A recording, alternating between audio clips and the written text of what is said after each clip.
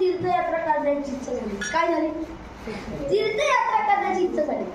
आता तीर्थयात्रा करायची म्हणजे सोबत कुणीतरी असायला पाहिजे ना. तेव्हा माऊली देवांकडे गेले, देवांसमोर इच्छा व्यक्त केली आणि देवांना म्हणाले, देवा मला तीर्थयात्रेला जायचं आहे.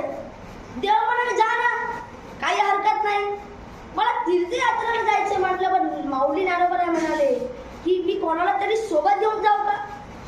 देवाने जा, काही हरकत नाही. पण माऊली म्हणाले मला सोबत कुणीतरी पाहिजे. तेव्हा देव म्हणाले नामदेव महाराजांना घेऊन जा. तेव्हा नामदेव महाराज तिकडून बघत होते.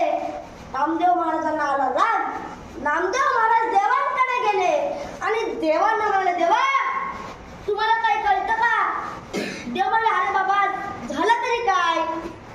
तेव्हा नामदेव महाराज म्हणाले की देवा काल आपण चंद्रभागेवर गेलो होतो, तेव्हा आपलं काय ठरलं होतं?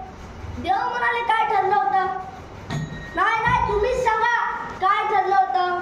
तेव्हा देव म्हणाले, ते कालचं विसरून जा, आज तुला नेण्याकरिता कोण आले हे तरी बघ.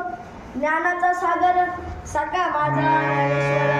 अरे रामा तुला दुसरं तिसरं कोणी नसून तुला माऊली न्यायला आले, तुला जावं लागेल.